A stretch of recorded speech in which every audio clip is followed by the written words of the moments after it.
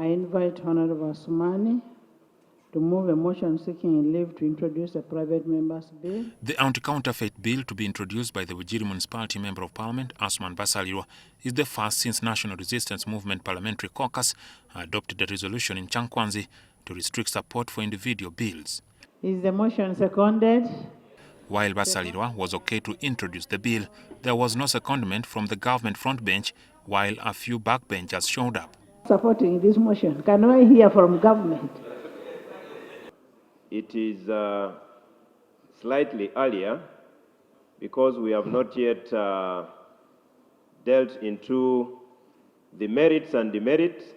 Basalirwa has his hopes alive about receiving bipartisan support. I don't know in what angle and in what respect, they took that resolution or decision. But as far as I'm concerned, this is a bipartisan issue. There is nothing political in it. It is for all of us. It benefits all of us. Basalirwa says the proposed bill shall consolidate scattered laws on counterfeits.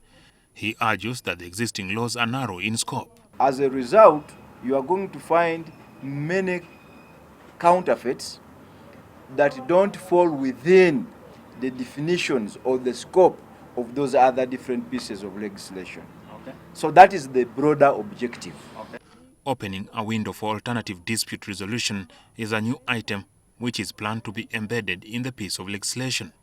Basalirwa says courts are the ultimate remedy provided today by the existing pieces of legislation.